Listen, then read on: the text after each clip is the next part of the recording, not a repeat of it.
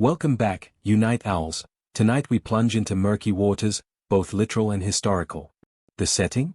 Gritty, fog-choked streets of medieval Europe, where every puddle could spell doom, and every washbasin hid dark rumors. Our tale begins in a time where the simple act of bathing didn't make you cleaner, it made you a target. Of disease. Of sin. Of suspicion. They feared the bath. And after tonight, you might too. So, before you get comfortable, take a moment to like the video and subscribe, but only if you genuinely enjoy what I do here. Also, I'd love to know, where are you listening from, and what time is it where you are? Now, dim the lights, maybe turn on a fan for that soft background hum, and let's ease into tonight's journey together. It begins, as many stories do, in the filth. The towns of medieval Europe are not known for their sparkle. Cobblestone streets run slick with the drippings of animals, overflowing chamber pots, and runoff from tanneries, dye vats, and butcher stalls. No sewer systems to speak of, just narrow alleys and open ditches lovingly called cesspits. Water, when it flows, does so reluctantly, carrying not purity but a potion of bacteria, rotting waste, and human fear. Take London, circa 1250. The River Thames snakes through it like a dark vein, pulsing with life, death, and an ever-present stink. Children splash along the edges while full-grown pigs root around nearby, and laundry women beat damp rags against the same banks where bodies float by now and then. It's a sensory riot, sour fish guts, stale mead, and something sharp you can't quite name. Not exactly the kind of spa day you book twice. But here's the twist. In ancient Rome, centuries earlier, public baths had been hubs of community life. Cleanliness was close to godliness, and hygiene a mark of civilization. Heated pools, marble floors, steam rooms scented with mint and myrtle.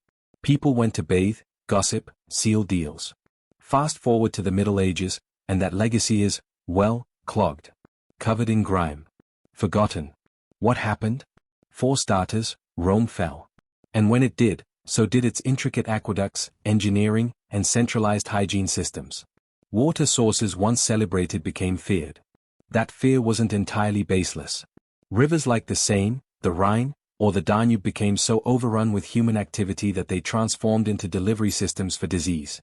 Cholera, dysentery, typhoid, these were not exotic illnesses, they were neighborhood names. The average medieval townsperson, let's call him Aldrich, isn't just reluctant to bathe in the local river, he's terrified of it. He's seen what happens to old Miek the blacksmith, who took a long soak last summer and then coughed himself into the grave by Michaelmas. They say his skin let the sickness in. Or Martha the baker's wife, who washed her hair in warm water during a heat wave and fainted dead in the street the next day. Water is no longer a healing element. It's a vector. A thief in the bloodstream. And that's just external water. Drinking it is its own gamble. Wells become breeding grounds for bacteria and, occasionally, murder. Yes, you heard that right. There are documented cases of towns accusing traveling merchants of poisoning wells. Accusations fly during periods of panic, especially when the illnesses hit children hardest. Whole villages might abandon a water source after one tragic week. Superstition thrives in these puddles. So what's a person to do? Simple. Stay dry. Stay clothed. And above all, stay away from anything that might open your skin's defenses. See, medieval thinkers, especially those dabbling in humoral theory, believed the skin is like armor. Bathing, particularly in hot water, softens that armor. Makes you vulnerable to the elements, to spirits, to the bad air they call miasma. It's not dirt they fear, not exactly. It's what comes through clean skin. Historians still argue whether these beliefs stemmed from direct empirical observation, like, hey, everyone who bathes gets sick afterward, or from the steady influence of medical theories passed down from Galen and others. Either way, the conclusion is the same: water is not to be trusted. Especially when it moves. Picture a child dipping their feet into a stream and being yanked back by a screeching grandmother who whispers that demon fingers live in the currents. Is it metaphor? A warning about disease? Or did grandma actually believe in tiny invisible sprites poking holes in your soul? Honestly, all three could be true. And speaking of beliefs, there's also the strange little detail of water being gendered in its danger. Women were considered especially vulnerable to the corrupting effects of water. Folk medicine advised that women should not bathe during their moon times, lest their blood attract illness. Pregnant women? Don't even let them near steam. This extended to postpartum care too: no soaking, lest the baby come out watery-brained. It was, in many ways, a health manual written by whispers and shaped by fear. Meanwhile, the aristocracy begins to adopt a strange pride in their odor. Not that they admit it outright. Instead, they layer themselves in heavy robes, avoid bathing like a curse, and dab perfumes made from ambergris, rose oil, and occasionally crushed beetles behind their ears. The logic? If they smell floral, surely they must be clean. Spoiler, they're not. One quirky tidbit from 13th century Burgundy involves a noblewoman who reportedly fainted at court because someone nearby had recently bathed in river water. Whether she was delicate, dramatic, or onto something microbiologically sound remains unclear. We've also got accounts from medieval physicians cautioning against washing after meals. Apparently, digestion is a sacred ritual, and water interrupts it like a drunken lute player. A well-meaning bath might scatter the humors, cause stomach cramps, or summon fainting fits. Best to sit still and rub your belly dry instead. And let's not forget the water itself. Rarely was it just H2O. Many rivers bore witness to textile dye runoff, animal slaughter waste, and, in some unlucky cases, the contents of the local leper house. There are written complaints from townspeople upstream about pieces of bodies floating into their wash buckets. Not the kind of bath bomb you want. Even when people did choose to bathe, it wasn't usually solo. Communal tubs were common in the early Middle Ages, something closer to a medieval hot tub party, minus the hors d'oeuvres. Men and women sometimes bathed together, though this depended heavily on local custom, religious doctrine, and, of course, scandal tolerance. Eventually, many cities cracked down on this with laws barring mixed bathing. But not before the bathhouses earned a risque reputation they'd never quite shake.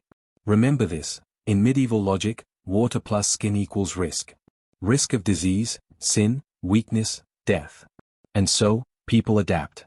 They sponge off with linen cloths soaked in vinegar. They dry rub with wheat flour to exfoliate. Some noble households even dust their armpits with ground herbs and powdered alabaster, because nothing says hygiene like scented chalk. There's one historical fact most people forget. The act of not bathing was not just tolerated, it was praised. Religious figures fasted from water to prove their holiness. Peasants boasted that they'd never been touched by the chill.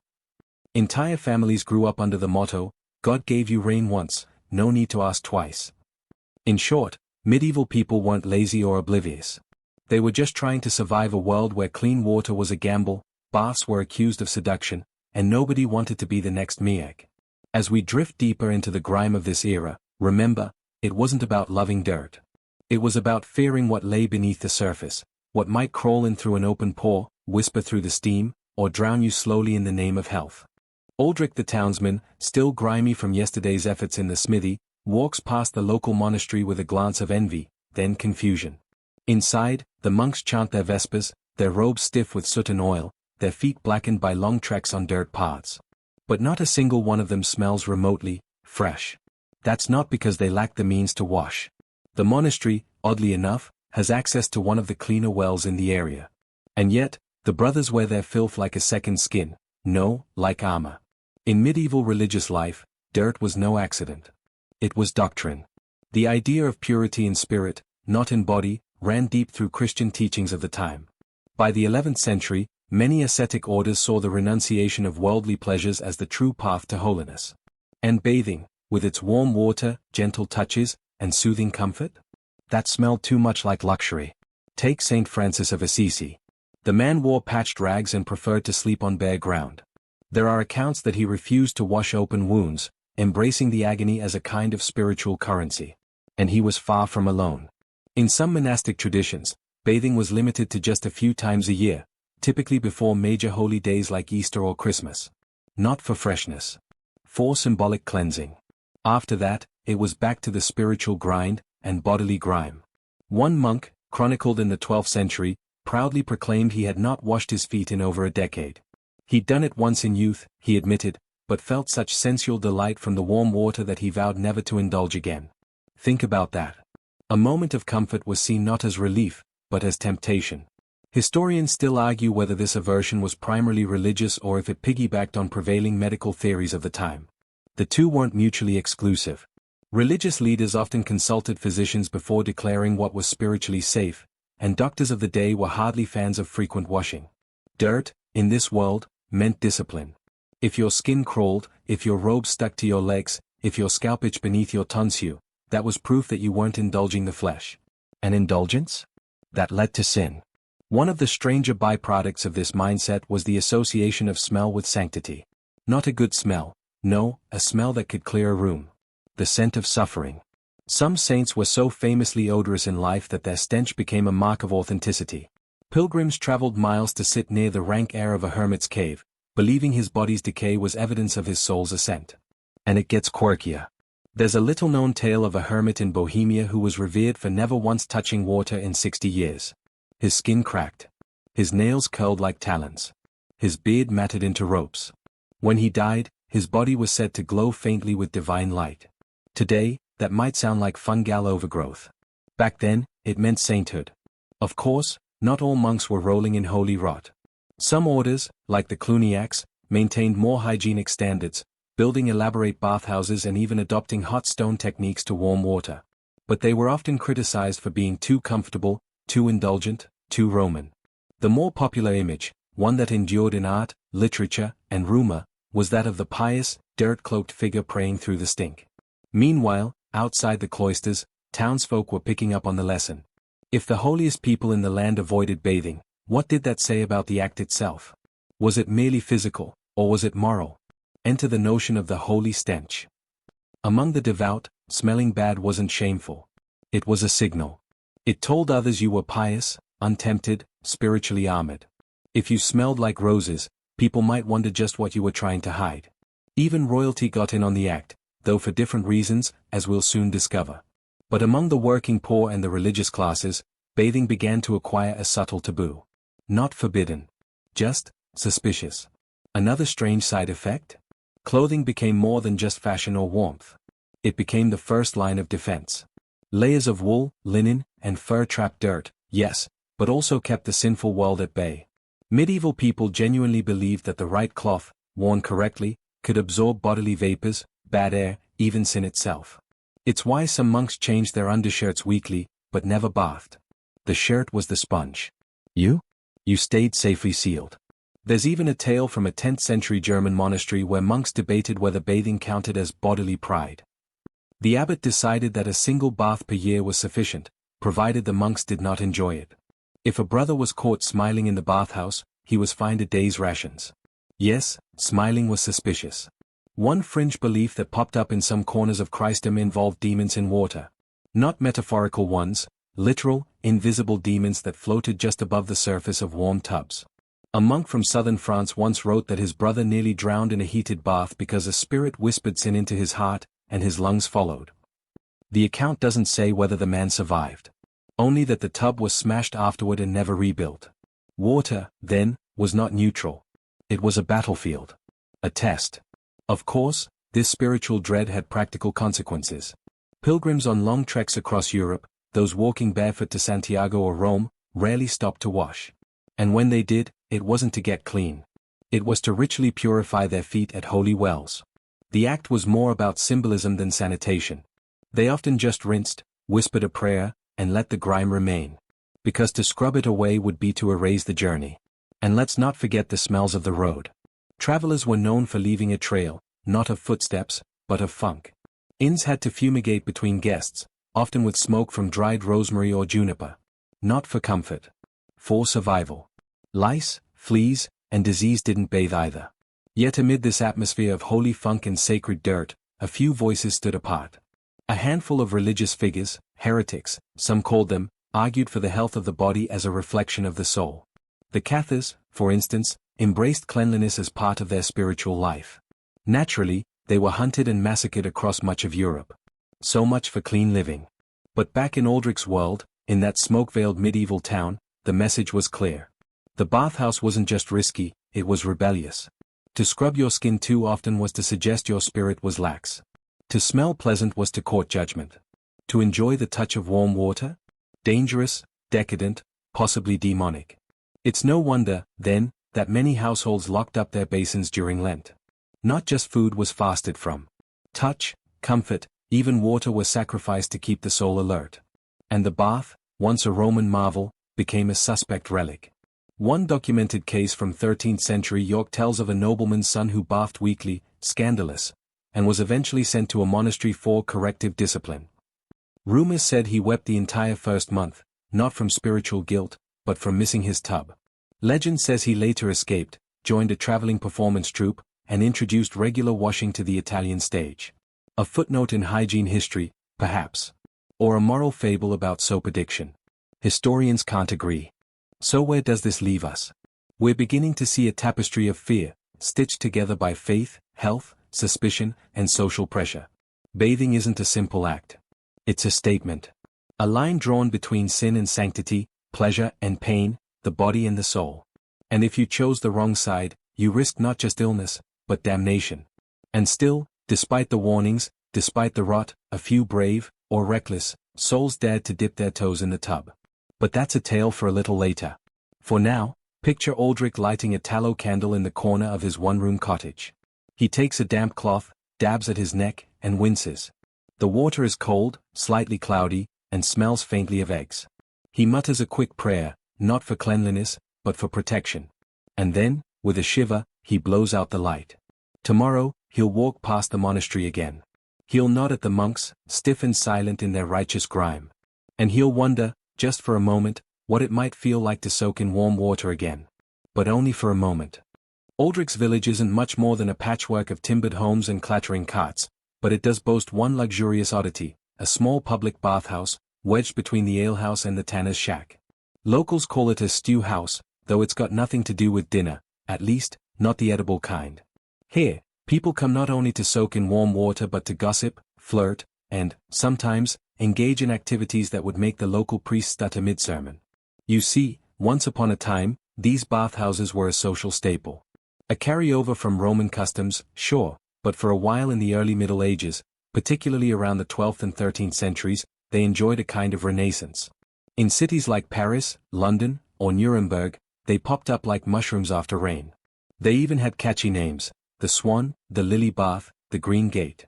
Some catered to families, others to the wealthy, and quite a few, to those seeking something steamier than just hot water. At first glance, these stews were practical. Water was heated in great iron cauldrons and poured into large wooden tubs. You could rent a tub for a coin or two, depending on how many feet had used it before you. Soap was rare, too expensive for common folk, but there were oils, herbs, and sharp-smelling pastes that claimed to drive out the evil vapors. Birch branches were used to slap the skin into circulation, and musicians sometimes played softly in the background, making the experience feel almost, dare we say, relaxing. But here's the thing. Any place that encouraged nudity, privacy, and warm water quickly became a magnet for extracurricular indulgence. By the late 13th century, many bathhouses were doubling as unofficial brothels. A stew house could be a clean soak 1 hour and a salacious soiree the next.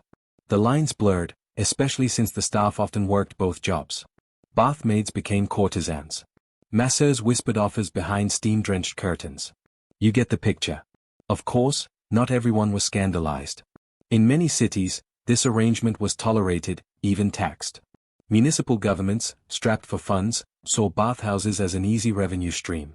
They imposed licenses, regulated opening hours, and even issued permits for bathhouse workers, who wore distinctive badges to show they were official. But public sentiment slowly shifted. As outbreaks of disease became more common, especially syphilis, which swept through Europe like wildfire in the 15th century, people started drawing dangerous connections between stews and sickness. The bathhouse, once a hub of health, became a suspected hive of contagion. After all, if the same tub held 5 strangers and a romantic rendezvous earlier that afternoon, what else might be floating in the water? And here's where things take a turn. Many began to argue that bathing itself wasn't just morally questionable, it was medically risky. Hot water, again, was said to open the skin's pores and let illness slip in. Combine that with questionable companions and potentially cursed bath oils, and suddenly a relaxing soak sounded like an invitation to the grave. So, the crackdown began. In England, by the late 14th century, city councils ordered bathhouses to be shuttered during plague outbreaks. In Paris, stews were periodically closed for inspection, though they rarely reopened with the same flourish. Church sermons railed against them, not only for moral decay but for spreading bodily corruption. Even medical texts of the time warned that excessive bathing could weaken the soul and expose one's inner heat to malevolent winds. No, really, evil winds were a thing. Historians still argue whether this shift in perception was due more to rising disease rates or growing religious control. Probably both. The bubonic plague, as we'll see later, sent hygiene theories into full-blown chaos. But religious institutions also began flexing their influence more broadly, reshaping daily life, including what was considered appropriate self-care. Interestingly, not all stews shut down completely. Some adapted. They leaned into their naughty reputations, operating in secret, often with protection from wealthy patrons or corrupt officials.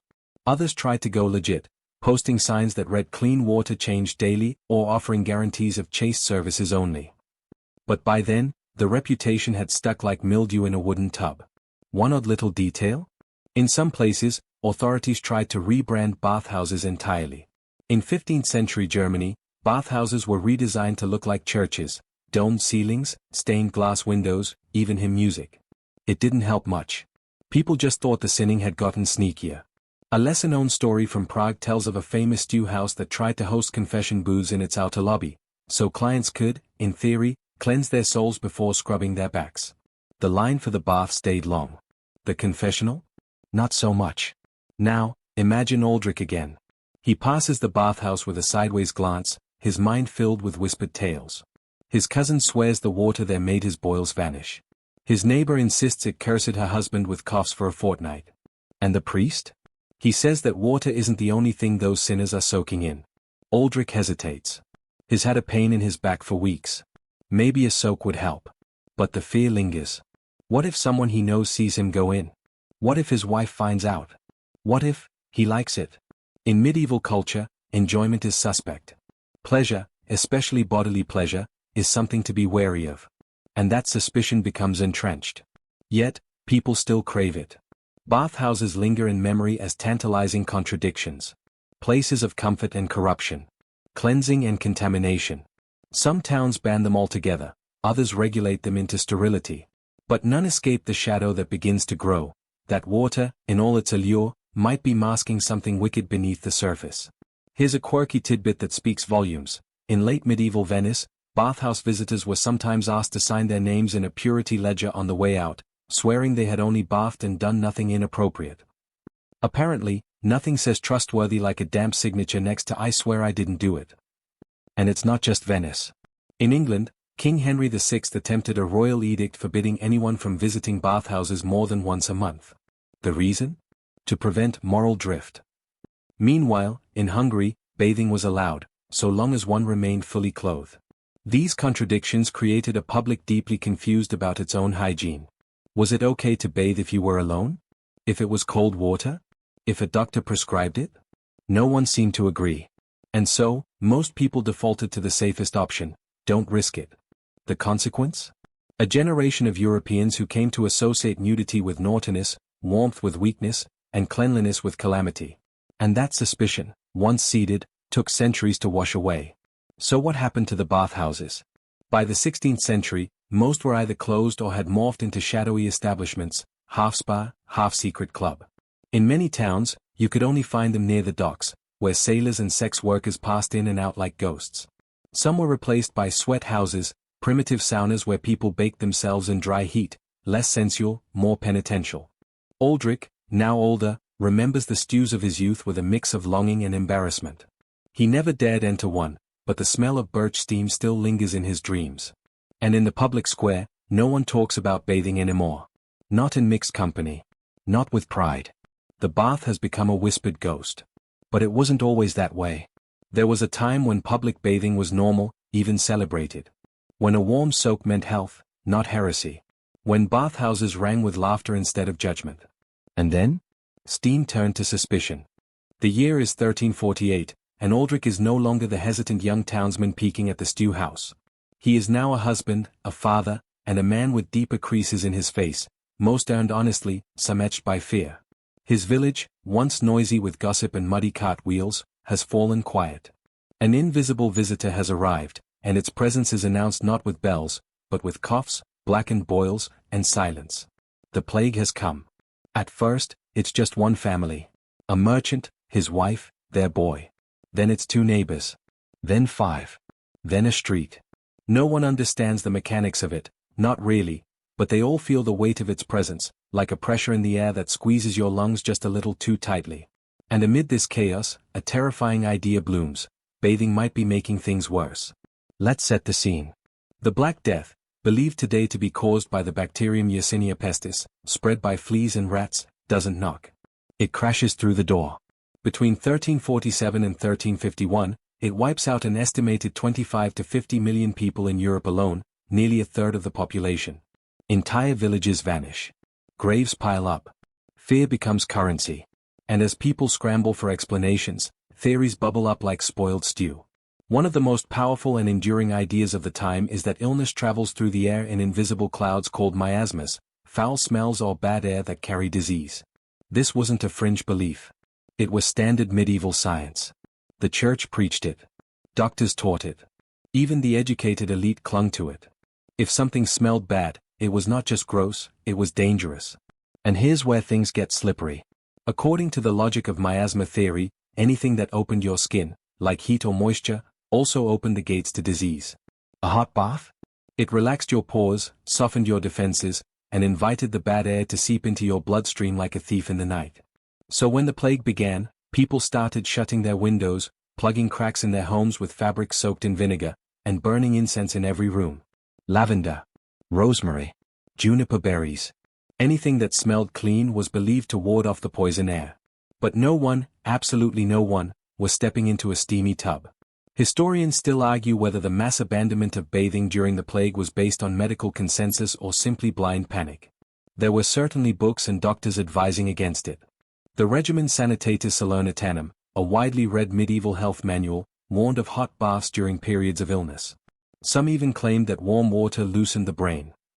Whether these statements were rooted in science or old wives' tales is still debated, but the effect was the same: people stopped washing. And when they did it thoroughly. No baths, no foot soaks, not even face splashing. Aldrich's neighbor, a formerly clean-shaven merchant, now wears his beard like a shield. His children haven't been near soap in months. The village priest preaches that humility in filth is a sign of submission to God's will. Clean souls, not clean bodies, he says, as he sprinkles rose water around the altar to mask the smell. Oddly enough, a few fringe figures try to argue in the other direction. Some doctors from the Arab world, who had a more advanced understanding of sanitation, suggest that regular washing could help prevent illness. But those voices are drowned out by the overwhelming roar of fear, suspicion, and religious zeal. In some places, bathing becomes not just unwise, but criminal. A 14th-century ordinance in Milan forbids public baths during outbreaks under penalty of imprisonment. In England, several towns post notices demanding that bathhouse operators cease all business for the preservation of public virtue and bodily health. It's an ironic pairing, virtue and health, both supposedly threatened by one warm splash. A quirky little story from France tells of a noblewoman who insisted on bathing during the plague, using flower-scented water delivered daily by terrified servants. She reportedly locked herself in a marble bathing chamber with incense burners and swore she felt the sickness swirl outside but never enter. Her family, however, died one by one. Local folklore claims she had absorbed their deaths into her bathwater. The chamber was sealed with wax and bricked over. No one dared enter it again. It wasn't just superstition, it was symbolism. The bath came to represent everything fragile, exposed, vulnerable. To bathe during plague time was to tempt fate, to dare the air to kill you. Even those who couldn't afford bathhouses avoided rivers and wells. Water became suspect. Who had touched it last? Was it cursed? Contaminated? In some towns, people began boiling water for everything, even just to rinse an apple. Others took to drinking beer and wine exclusively.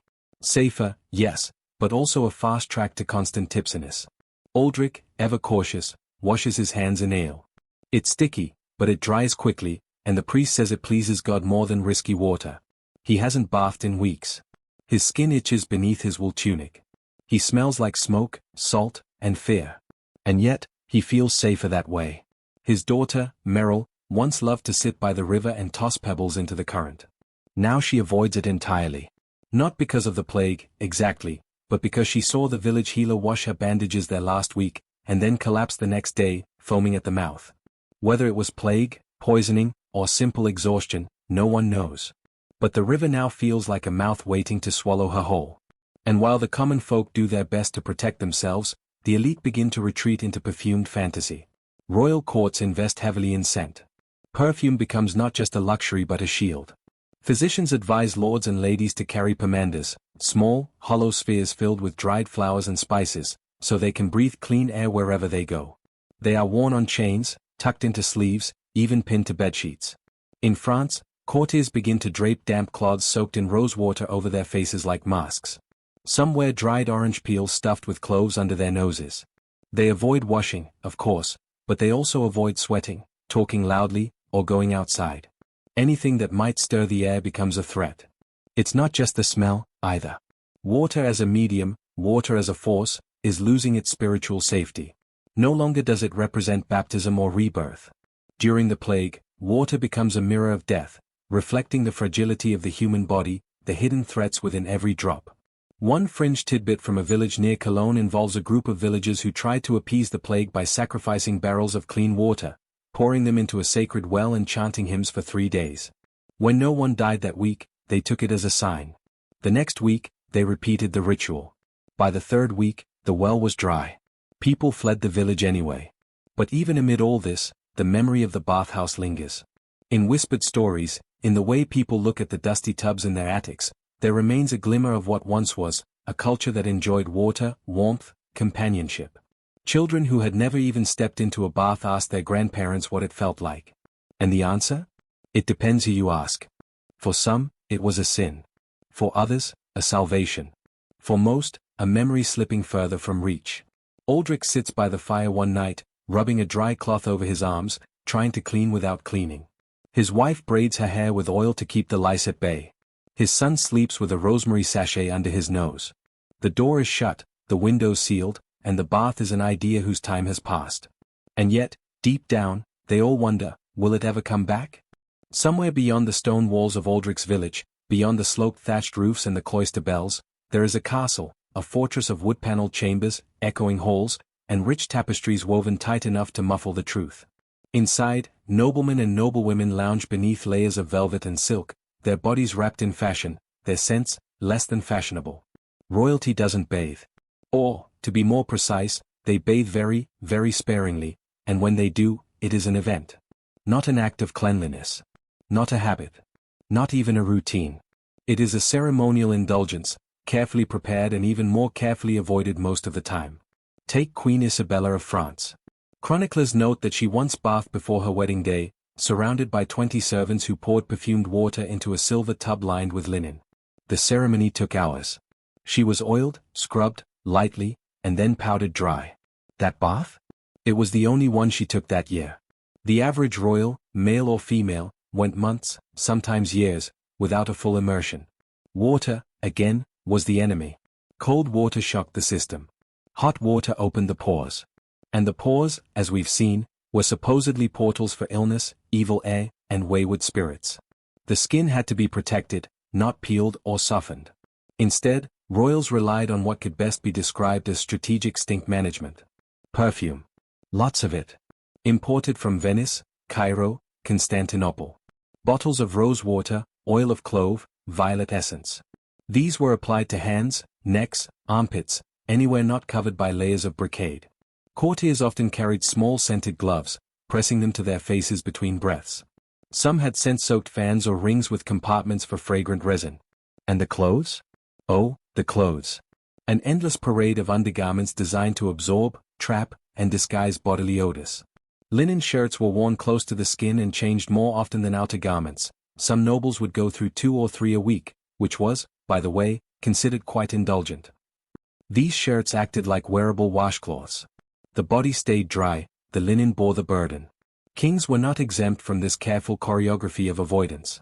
Henry IV of France was said to have bathed only 3 times in his life. Not 3 times a year. 3. Total. He reportedly bragged about it, once telling an ambassador that water weakens the body and excites the soul to sin.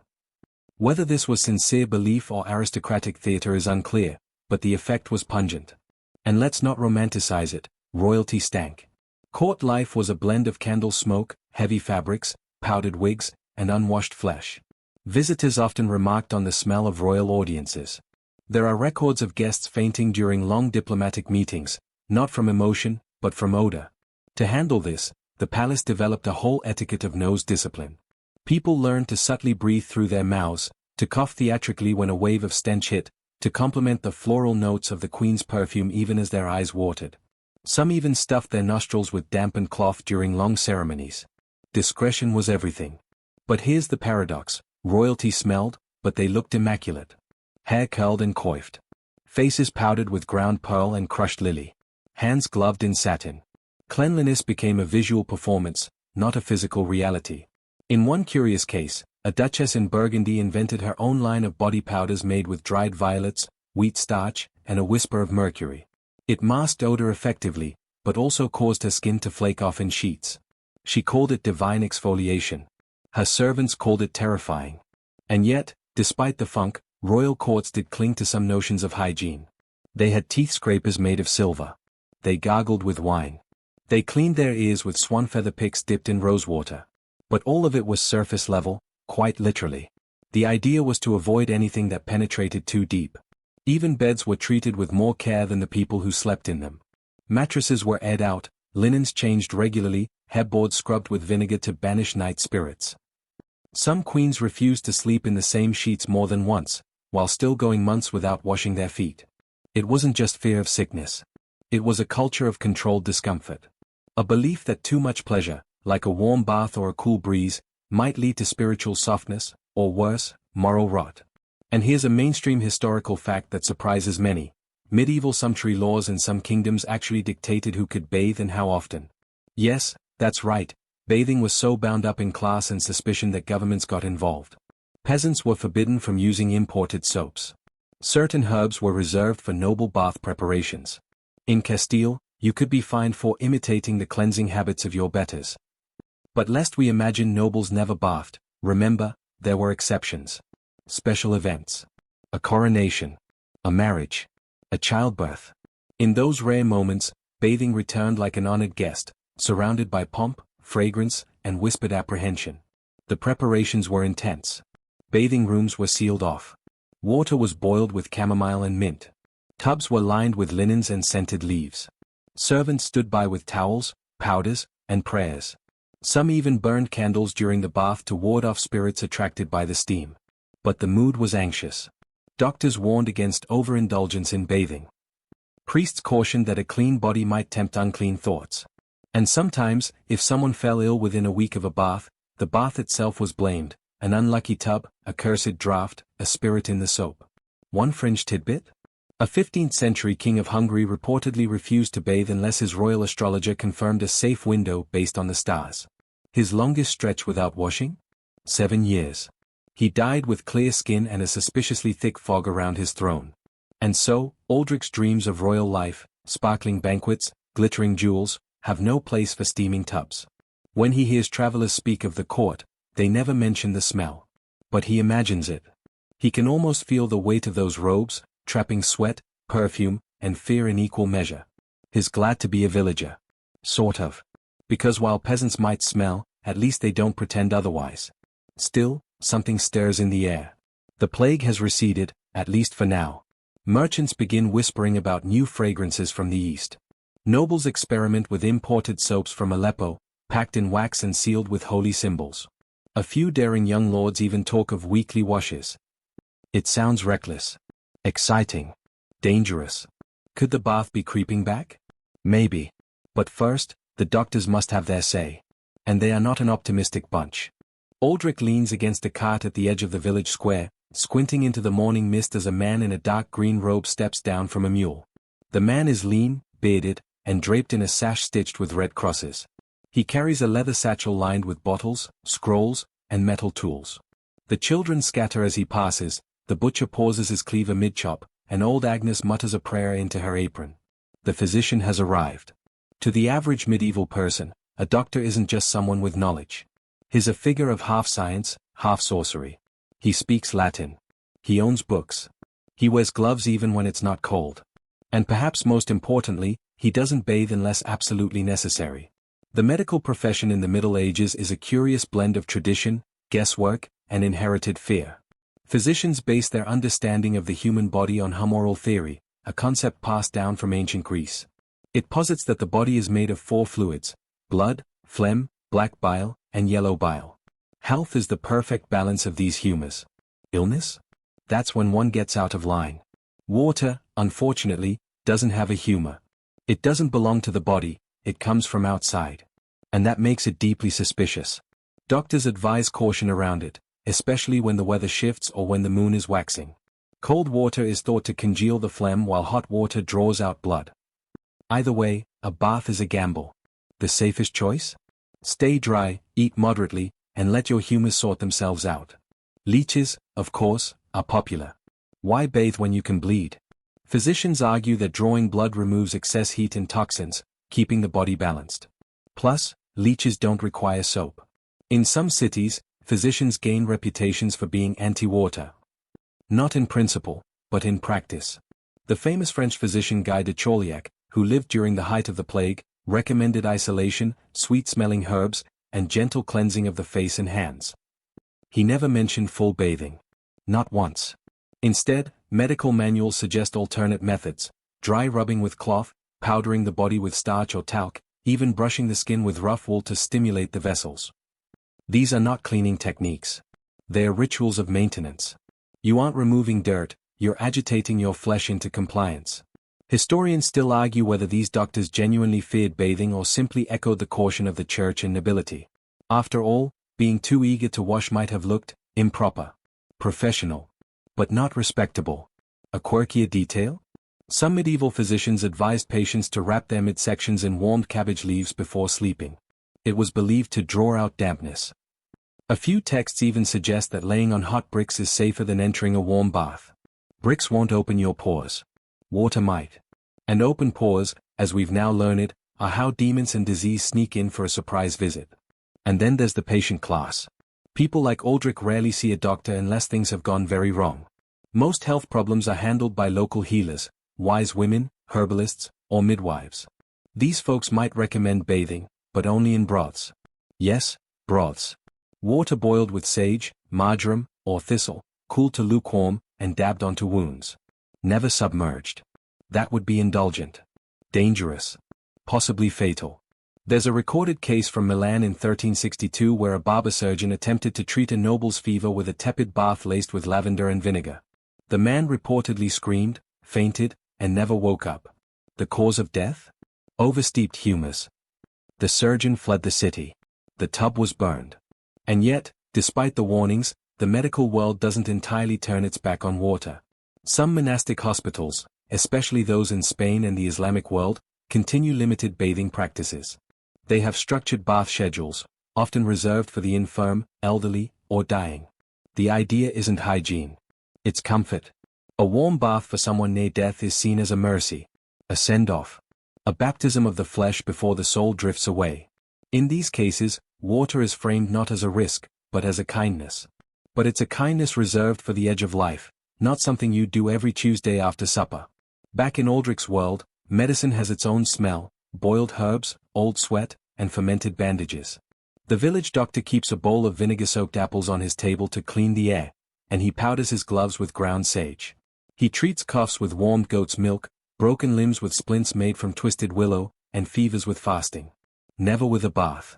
Even childbirth avoids the bath. Midwives wash their hands, yes, but the mother? She is to remain dry, warm, and tightly bound. A hot bath afterward is discouraged. Her skin is open, her strength drained, and water might flood the spirit's defenses. Better to wrap her in wool, serve her strong wine, and whisper prayers. This medical stance turns bathing from a potential cure into a suspect treatment. And in a world with so few certainties, no one wants to be the one who invited death through the tub. And yet, here's the strange thing. Even as doctors denounce full-body washing, they begin to develop an obsession with the idea of clean air. The miasma theory drives them to create elaborate fumigation rituals. Rich patients are advised to fill their chambers with aromatic smoke, sandalwood, rosemary, ambergris. Others are told to carry sweet-smelling sponges tied in pouches. One bizarre suggestion from a German treatise: hang a dead mole above the doorway. Supposedly it absorbs bad airs. Fresh out of Febreze, I guess. Royal physicians even create plague recipes, which are essentially medieval air fresheners. Vinegar of the Four Thieves, made with garlic, rosemary, and wormwood, is applied to walls, rubbed on skin, and sometimes drunk, for the very brave. Again, not a word about washing with it. These fragrant remedies fill the void that bathing once occupied. Cleanliness becomes olfactory. If you smell sweet, you must be well. If you stink, either you're holy or you're dying. Possibly both. In the margins of one medical manuscript from Florence, a scribe scribbles, "The man who bathes daily is a fool, the man who bathes wisely is a stranger." Whether it's a warning or a riddle is anyone's guess. There are exceptions, of course. Scholars from the Islamic world, especially in cities like Baghdad and Cordoba, maintain far more advanced medical practices, including regular bathing. They view cleanliness as healthful and spiritual. Their hospitals include baths, their doctors prescribe washing, and their science evolves faster than Europe's. But Europe, at this point, isn't listening. Not yet. Aldrich watches the physician pack up his mule. A child's fever has broken, thanks to time tea and sleep, not water. The doctor leaves behind a packet of dried sage and a whisper, "Keep the fire lit. Keep the skin dry. Do not soak." Aldrich nods. He wasn't going to, anyway. His wife, Merrill, asks him later if the doctor said anything about her aching joints. He tells her no, but offers to rub her legs with warm oil. That, at least, feels safe.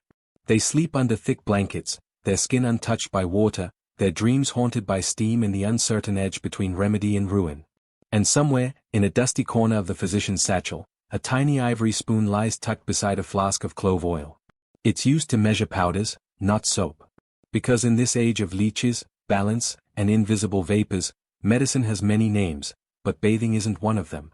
By now, Aldrich has developed a kind of sixth sense. He can smell danger before it enters the village, not through sulfur or rot, but through lavender and rose. Not through darkness, but through polish. And in this moment, danger arrives dressed in white lace and pearled slippers. A traveling courtier, Lady Eleanor of Sommerfeld, is visiting the local abbess. She arrives in a gilded carriage, perfumed so heavily that bees trail her wheels, and she brings with her tales of courtly life, dances, duels, divine fabrics, and baths. Yes, baths. Not simple cloth wipes or hand splashes, but actual, scented, steam-kissed, velvet-curtained baths. The villagers gather near the cloister's edge as Eleanor's servants unload barrels of water and baskets of herbs. She demands chamomile, violet root, a silk drying cloth, and precisely 6 candles to warm the chamber, not for light, but to balance the air. When questioned by the abbess about this indulgent ritual, Lady Eleanor responds with a grin. "Cleanliness, my dear, is a virtue, so long as it's practiced modestly and privately." That word, privately, hangs heavy. Because in most of medieval Europe, bathing has been stripped of innocence. The bathhouse, once a symbol of Roman civility and even early Christian baptismal purification, has slid into a moral sinkhole. And the reason? Flesh. To bathe is to disrobe. To disrobe is to be naked. And nudity, in the medieval imagination, is rarely neutral. It's provocative. It's theatrical. It's dangerous. Church sermons across the continent seethe with warnings. Where skin is shown, sin is sown, one friar famously preaches in Mainz. Statues from classical antiquity, once celebrated, are now quietly destroyed or clothed in hastily stitched tunics. The idea of the unclothed body becomes, in itself, indecent. Even art follows suit. Medieval depictions of Adam and Eve multiply, and in each, shame is the centerpiece. Eve hides her breasts. Adam covers his groin. A serpent winds around their ankles like the whisper of temptation. In the margins of these manuscripts, nakedness isn't just scandalous, it's the root of all error. And so, bathing, particularly communal bathing, becomes associated not with cleanliness, but with carnality. Historians still argue whether this shift was driven more by the church or by cultural trauma from the waves of plague and war. Either way, the message sticks: the body must not be seen. And if it must be seen, it must be punished. In towns where mixed-gender bathing was once accepted, new laws are passed, separate facilities or no facilities at all. Bathhouses that fail to comply are shuttered or burned. In some places, the very architecture of bathing chambers changes: curtains added, basins divided, mirrors forbidden. And yet, people talk.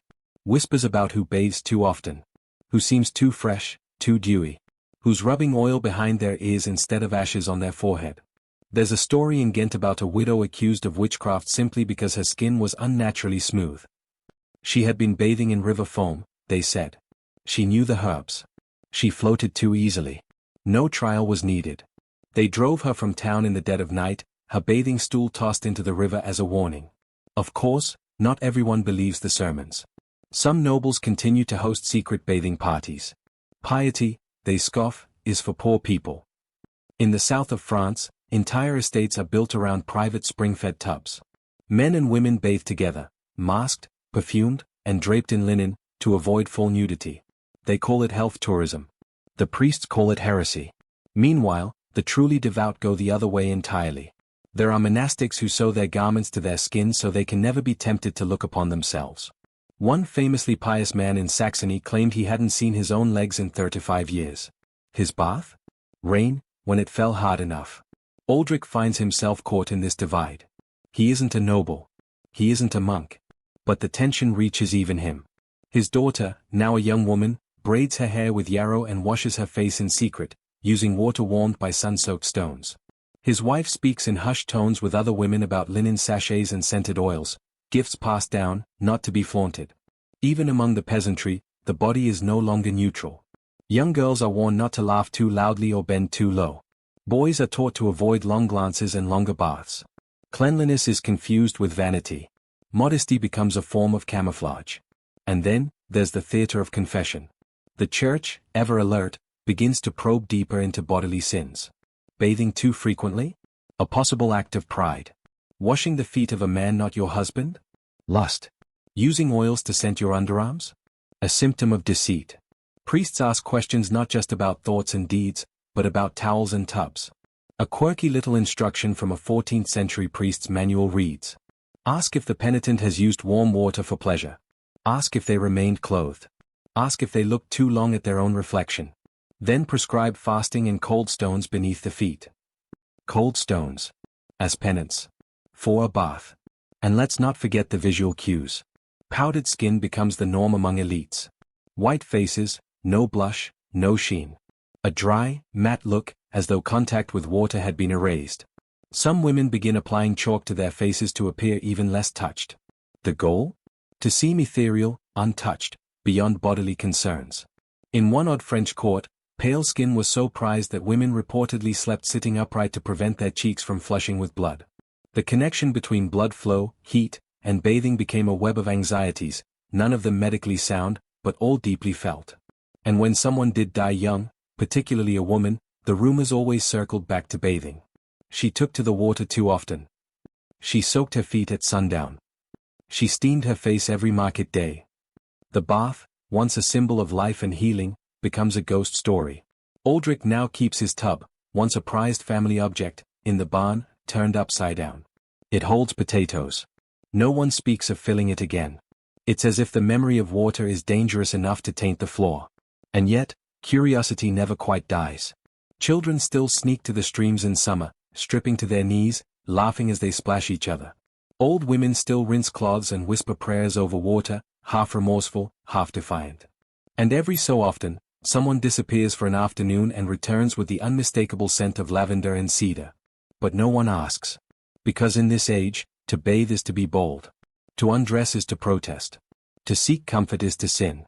It's winter now in Aldrich's village. A mean one. The kind of season that bites at your fingertips even before you finish tying your boots. Chimneys puff out smoke like sleepy dragons, frost webs across windows, and every breath curls in the air like a ghost reluctant to leave the body. And no one, absolutely no one, is thinking about a bath. Because in the Middle Ages, winter doesn't just mean discomfort. It means danger. Especially when it comes to water. The belief that bathing could invite sickness was already deeply rooted, but in cold weather, it wasn't just theory. It felt like common sense. The medieval home is not the cozy, firelit cottage of fairy tales. It's often damp, poorly insulated, and dark. Walls of wattle and daub sweat with condensation, and stone floors chill the bones straight through leather shoes. Keeping water warm is a luxury few can afford. Firewood is precious, and the idea of wasting it on heating bath water? Blasphemy. A fire is for survival, not vanity. Besides, who in their right mind would strip down in such a place? Even a quick splash to the face becomes an ordeal. Water freezes in buckets. Cloths stiffen like bark. People go days, weeks, without letting their bare skin feel the air. Entire layers of clothing stay on through meals, through labor, even through sleep. Nightshirts, woolen wraps, fur-lined slippers. Medieval folks wear their clothes like armor against a world that's always just a few degrees from lethal. And here's a mainstream historical fact. Medieval people didn't really have the concept of indoor heating as we understand it. Yes, castles had hearths. Yes, there were braziers and fireplaces. But they didn't heat entire rooms. They radiated warmth a few feet in every direction, leaving corners icy and windows rimmed with frost. You didn't undress indoors, you huddled near the flame in layers, hoping your feet didn't go numb. Bathing, then, was not just uncomfortable, it was unthinkable. Even the brave souls who attempted it during warmer months avoided the practice in winter. The prevailing belief was that a body warmed by bathing and then exposed to cold air would trap the chill inside. This internal cold, according to humoral theory, could cause lung rot, phlegmatic overload, or even death. In fact, there's a phrase from a 14th century English health guide that captures it neatly: better a man die of dirt than of damp. And so, people get creative. Dry cleaning takes on a whole new meaning. Dusting the body with crushed chalk, ground herbs, and even powdered bread becomes common practice. Some rub their skin with coarse cloth or dry straw to slough off sweat and dead skin. Others use snow, not melted, but frozen, pressed against the face to shock the heat out and clean by cold compression. Underclothes serve a second purpose, as sacrificial layers. Linen shirts absorb body oils and are regularly changed, if you're lucky, while woolens go unwashed for months. Some believe that washing wool weakens it, causes the wind to pass through, and makes illness more likely. So instead of cleaning their coats, people smoke them, literally, hanging them above the hearth to absorb the cleansing properties of heat and ash. A fringe tidbit from a monastery in the Alps tells of monks who stored their habits in pine trees during the day to absorb the scent of holiness.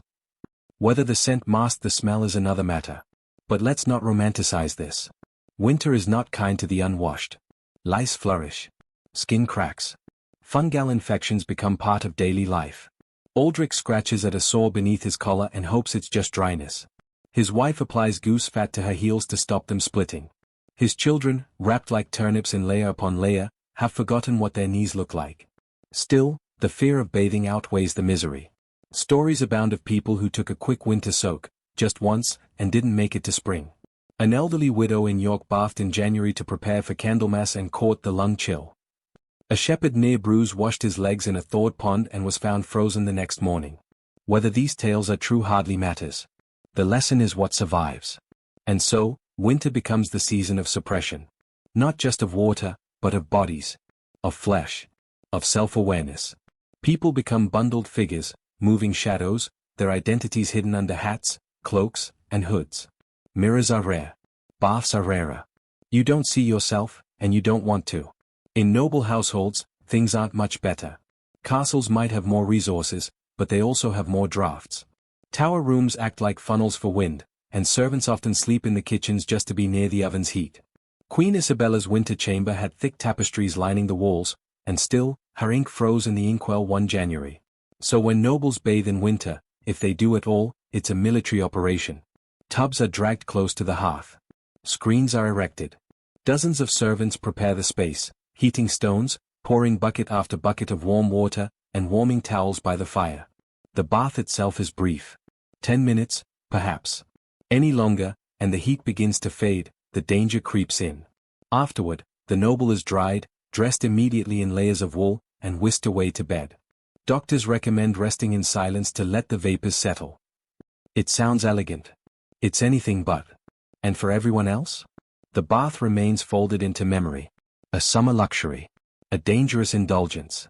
A whisper of warmth in a season where cold rules the body and fear rules the mind. Historians note that winter was also when many people drew closer to spiritual disciplines. Fasting. Prayer. Acts of abstinence. And since pleasure was scarce, so too was cleanliness. The two became linked. To be dirty was to be devout. To suffer was to resist temptation. Aldrich, lighting the morning fire with stiff hands, doesn't question this logic. He accepts the itch. The ache. The dry skin. He jokes about it with his neighbors. They say things like, "We'll wash in the spring, if God lets us live that long." And no one laughs too loudly. Still, there's something primal about it. In the way frost trims the edges of the doorframe. In the way water becomes a riddle, a challenge, a thing to be conquered, not embraced. Cleanliness becomes survival by omission.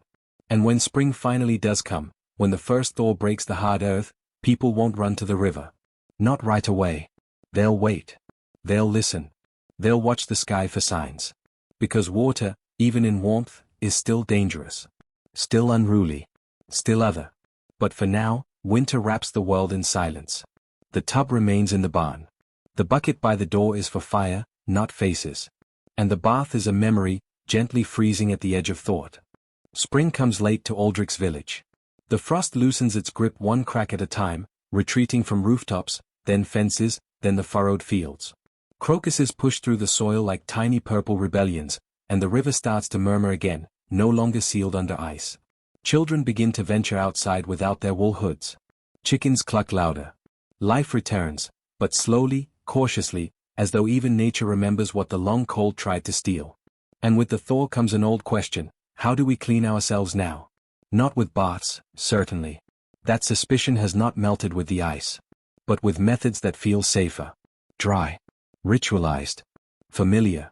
This is where clothing begins to pull double duty in earnest, not just as protection from the elements, but as a substitute for bathing itself. People wear cleanliness, or at least the illusion of it. And few fabrics are more central to this effort than linen. Linen is the medieval miracle fiber. Cool in summer, warm in winter, soft against the skin, and, most importantly, absorbent. People believe it drinks up sweat, traps bad smells, and draws out impurities. Aldrich wears a linen shift beneath his tunic. His wife, Merrill, owns two, one she wears, one she washes and dries over a lavender bush. On wash days, if the sun cooperates, you'll see shirts and chemises fluttering like pale flags of fragile hygiene. There's even a phrase passed around like folk wisdom: clean linen, clean conscience. Now, don't mistake this for full-scale cleanliness. Washing linen is a task. It requires a river, lye soap, when you can afford it, or heaps of ashes and hours of soaking. Women gather in groups at the stream, beating the garments against rocks, talking about births, deaths, who's fallen ill, and whose neighbor smells like they've stored a goat under their arms. Linen becomes the proxy for bathing. Instead of scrubbing skin, you scrub what touches it. And if that cloth is fresh, you're considered fresh too, regardless of how long it's been since water kissed your back. Even nobility leans hard on this system. A noblewoman might change her underclothes several times a week, and the practice of perfuming linens becomes almost an art form. Embroidered handkerchiefs soaked in rose water, silk sleeves brushed with crushed violets, even headscarves misted with citrus peel infusions. All to convince others, and maybe themselves, that they are clean without ever being wet. There's a historical footnote worth mentioning here. In some wealthy households, linens were so prized that they were passed down as family heirlooms. Not for sentimental value, but because well-worn linen was considered more effective at absorbing body exhalations. The idea that older cloth knew the shape of your skin, knew your rhythm and sweat, gave it power. Sentimental, in a very medieval way. And when cloth isn't enough, the dry rub takes over. This method is as simple as it sounds. Take a coarse fabric, often wool, sometimes horsehair, and scrub the body vigorously. It's part exfoliation, part circulation booster, part performance. You aren't just cleaning. You're proving you still care. The wealthy might hire attendants to do this for them, which adds an uncomfortable layer of intimacy and hierarchy to an already peculiar ritual. Merrill uses a wheat bran paste on her arms, rubbed in dry, then dusted off with a linen towel. It leaves her skin soft and scented faintly of bread. Aldrich prefers fine sand. He pours it into a cloth bag and rubs it over his chest and shoulders every few days. It stings a bit. That means it's working. This kind of maintenance isn't just tolerated, it's respected. People who do it regularly are seen as attentive, modest, and morally upright. Because remember, full-on bathing is still viewed with suspicion. But tending to the body in a dry, discreet way? That's diligence. That's virtue. There's a quirky tale from a Danish village of a man who invented a set of wooden paddles covered in lambswool, attached to a spinning wheel. He claimed it could dust the sin right off your back. His neighbors weren't impressed. They thought it was too fast, too clever. He moved to Flanders and opened a business instead. And what about smells? Here, too, the medieval world gets inventive. People burn herbs in small pots, sage, rue, marjoram, to sweeten their rooms and their clothing. Some keep sachets of dried lavender or thyme in their pockets. A popular belief is that fragrant smoke can drive out foul humors. In Florence, there's even a custom of swinging bundles of rosemary from balconies as people walk below. It's not a welcome. It's a deodorizer. Personal powders also enter the scene. Crushed iris root, powdered cinnamon bark, even ground eggshell, anything that can soak up sweat and leave a pleasant trace. Merchants begin to sell scented balms in tiny carved boxes. They are applied sparingly to the wrists and temples, but never in excess. Too much scent is its own red flag. It implies you're hiding something. One mainstream historical fact: by the 15th century, manuals of courtly behavior start including whole chapters on dry cleansing. Etiquette guides advise how to discreetly freshen up without water, how to hold a perfumed cloth to your lips in company, and even how to shake your linen shirt to release the blessing of cleanliness. It's all theater, but a powerful one. Children are taught early. In Meryl's home, her daughter learns to dust her underarms with fine ash before wearing her shift. She combs her hair with rosemary-infused oil, not just to untangle it, but to guard her crown heir, a mystical belief that sweet-smelling heads attracted good fortune. And for those who can't afford linen or herbs, they innovate. Bark powder, crushed leaves, steam from boiling beer, caught in a cloth and used to wipe the face. There's even a strange trick involving charcoal dust, meant to draw the sweat demons into the cloth so they don't enter the bloodstream.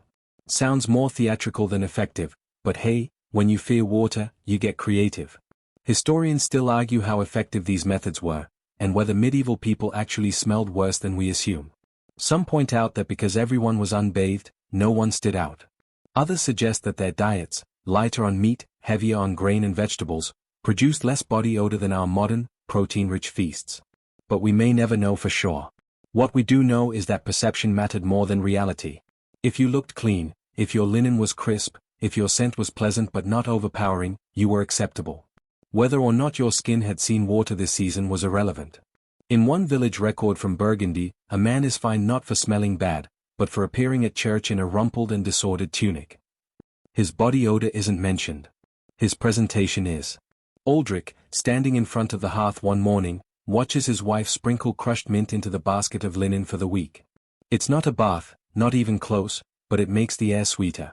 And as his daughter brushes her hair with a birchwood comb, he realizes something: they're still fighting the same battle. Not against dirt. Against perception. Against suspicion. Against the fear that to seem too clean is to seem too proud, too vain, too willing to open yourself to forces better left untouched. So they cling to their fabrics, their powders, their rituals. Because if you can't cleanse with water, you cleanse with habit. With repetition. With whatever keeps you just this side of suspicion. The bath is gone. But cleanliness, in its own peculiar medieval way, still finds a path. It begins with a whisper on market day. Aldrich hears it first from the spice merchant, whose voice is as smoky as the cumin he sells. Then again from a baker who claims her cousin saw it herself. A young woman went missing after soaking in a private bath laced with crushed petals and goat's milk. The next morning, they found only the tub, full, still warm, and faintly shimmering, as though something had rippled through from the other side. Someone mutters the word under their breath: witchcraft. It isn't new. The fear of sorcery has long simmered beneath the surface of medieval life, but now, it curls tighter around the act of bathing. Because to clean oneself with intention, with ritual, with herbs and scented oils, well, that looks a little too much like a spell, doesn't it? The bath water isn't just water anymore. It's a medium. A mirror. A trapdoor for devils and spirits, if you believe the sermons. And many do. In parts of 14th century Bohemia, bathing practices begin to be cited in witch trials. A woman who spends too long drawing water from a well at twilight. A widow who keeps rosemary tied to her bath bucket. A young man found naked and whispering to himself in the steam of a hot spring. He claims he's praying, but the town says he was speaking with those who dwell below. Historians still debate how much of this was sincere belief and how much was scapegoating. Certainly, bathing offered privacy, and privacy, especially for women, was often suspect. If you weren't visible, if you weren't easily monitored, what were you hiding? One odd case from Nuremberg details a midwife accused of enchanting her bathwater to ensure a painless childbirth. She claimed she was simply boiling flax for compresses. The inquisitor disagreed. She was found guilty of improper use of the elements and banished. Even soap starts to raise eyebrows. Especially handmade soap. The village soapmaker's cottage sits slightly apart from the others, as if the smell of lye and tallow carries not just stink but stigma. Meryl walks past it quickly, clutching her daughter's hand a little tighter. In some towns, soap making is declared a sensitive trade. Only licensed guilds may produce it, and even then, only with sanctioned recipes. The wrong herb, the wrong color, the wrong smell, it could be seen as a charm. After all, who but a witch would make soap that leaves skin looking enchanted? And it's not just the ingredients. It's the ritual. The soaking. The scrubbing. The candles. The steam. A woman alone in her home, bathing by moonlight, with herbs from her own garden? That's not hygiene. That's a summoning. The church leans hard into this paranoia. Priests warn of women who concoct broths not for soup, but for seduction. Bathing is framed as a gateway drug to vanity, and vanity, especially in women, is a slipperier slope than most. A popular sermon circulates under the title The Mirror and the Basin. It tells of a maiden who bathes too often, admires herself too long, and is ultimately carried away by a demon who emerges from the drain. Children are made to memorize it. The lesson? To love your body too much is to open the door to sin. And the bath is a wide, wet door. There's even a popular children's rhyme in parts of Wales that goes something like, "Don't soak your toes past setting sun. Or spirits slip in, one by one. Wash in light, dry in shade. Or else by dawn, your soul is weighed." Harmless? Maybe. But these warnings echo in the village air like bells. Even the architecture begins to change. Homes once built with small bathing alcoves, often just a shuttered corner with a wooden tub, start converting them into storage. Tubs are repurposed as feed bins, planters, or simply burned. Better safe than sorry. And still, some continue to bathe. In secret. In certain corners of the countryside, groups of women, often healers, midwives, and widows, form quiet circles. They share recipes for herbal washes. They guard sacred springs. They trade soaps made of ash, goat's milk, and sweet birch bark. They never call it witchcraft. But they also don't advertise it. Aldrich's neighbor, Agatha, keeps a small tub under her bed.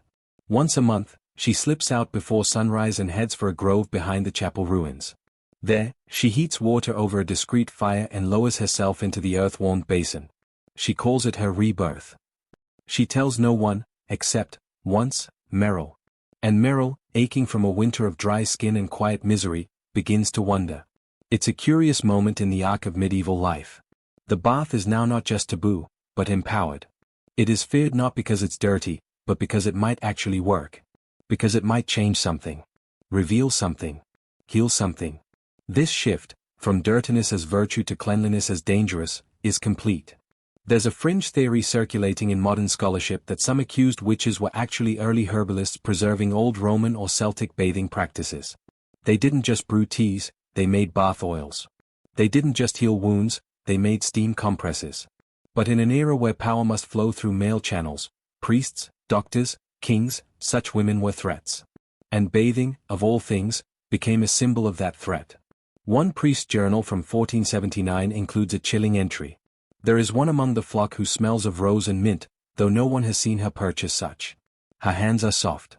Her gaze is untroubled. She is too clean. She is hiding something. Too clean. In a world that fears cleanliness more than decay, that says everything. And yet, even as fear tightens, resistance flickers. In the grand cities, Florence, Venice, Avignon, wealthy women begin installing private baths in their homes again. They call them chambers of health. The tubs are small, the water scented, the curtains thick. Servants swear silence. It's still risky, but the risk becomes a kind of luxury. The most daring host scented evenings, where guests are invited to wash their hands in basins of rose water and lemon peel. They sip wine. They gossip. They flirt. And somewhere in the steam, they reclaim what fear tried to steal, the joy of tending to the body. Aldrich hears of this from a traveling tanner. He can't imagine it. But Merrill does.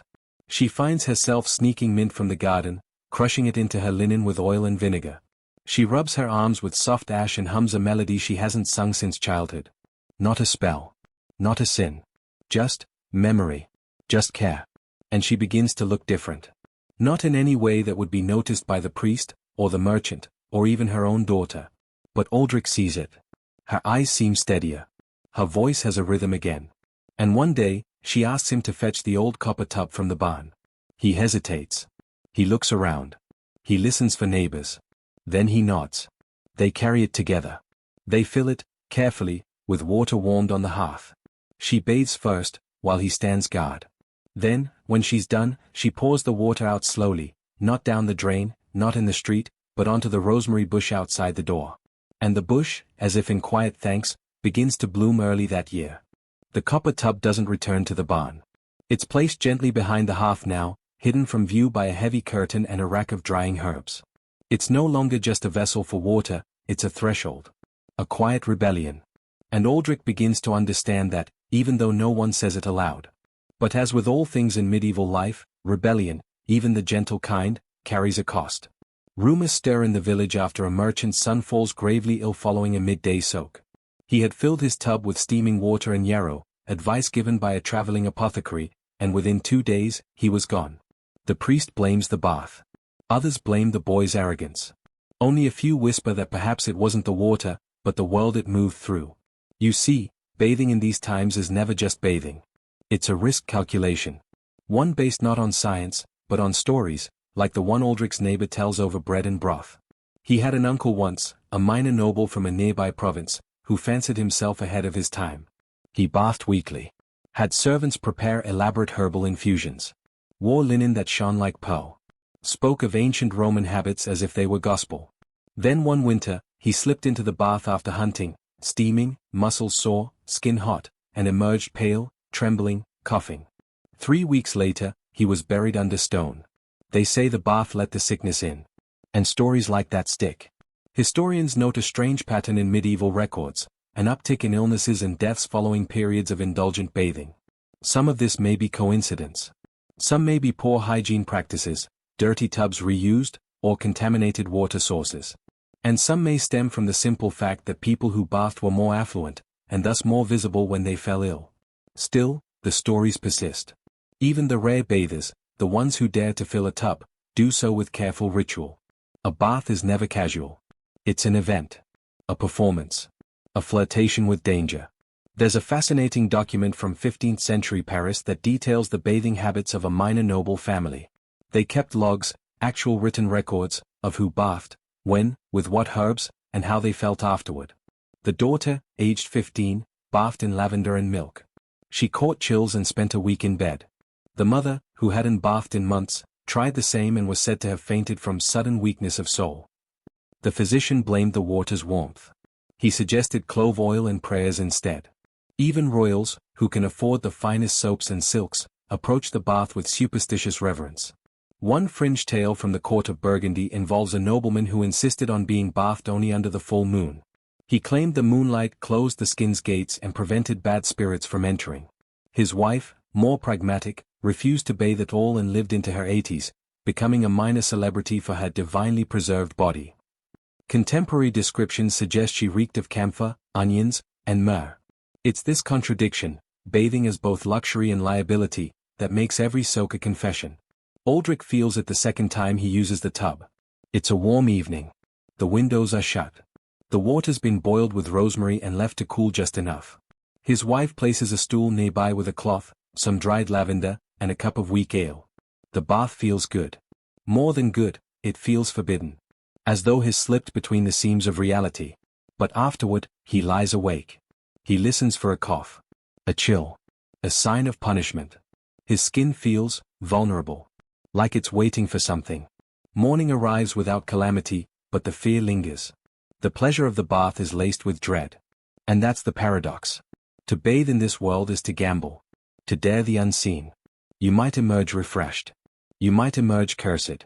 Word spreads of a young noblewoman in Aragon who took regular baths, even during Lent. Her skin, according to reports, glowed with unearthly sheen.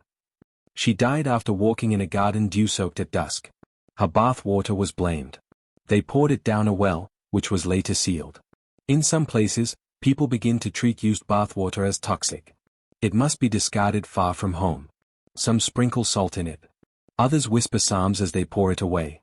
A few even collect it, store it in jugs and bury it.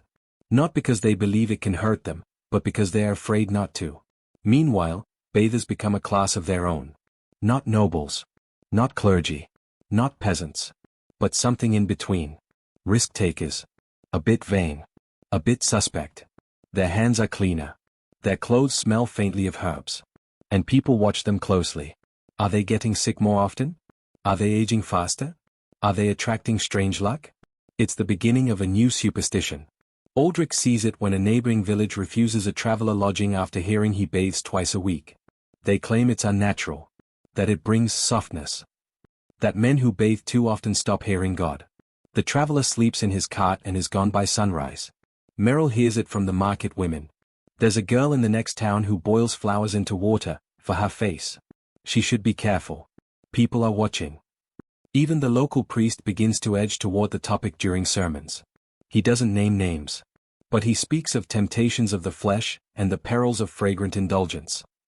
He quotes scripture that compares sinners to whitewashed tombs, clean on the outside, rotten within.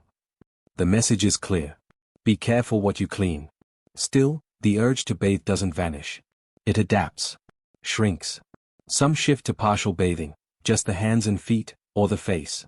Done quickly, with cold water, and always with the window open to let the spirits pass through. Some bathe only on holy days. Some keep a basin hidden, used only at dawn, before anyone wakes.